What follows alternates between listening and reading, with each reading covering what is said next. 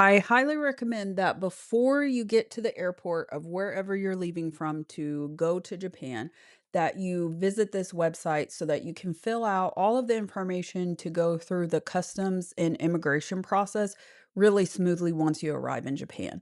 So if you just Google Japan customs QR code, you'll pull up this website and you can explore on this website. I did want to point out that you need to make sure that you have your confirmation number from your, airline ticket, your passport, and then an email address to register.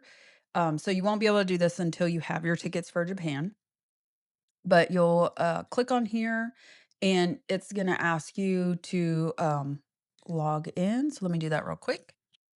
And then you can see here we registered for this before our trip. And so you'll just go through the different steps. You'll put in your details, such as like dates you're arriving and leaving Japan, where you're staying, hotels, that type of stuff.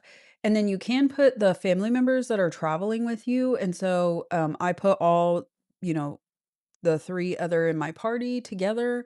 Um, and then, this once you complete these steps, then it'll give you a QR code. You do need a QR code for each person. So make sure that you get a different QR code for each person in your party.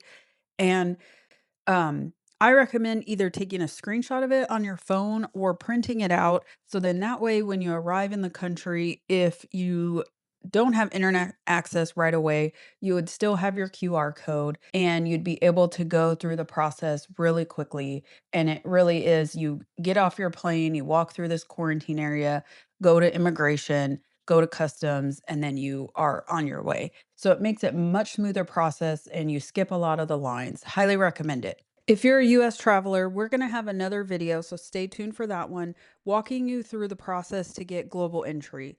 We highly recommend it. It made our return trip so easy.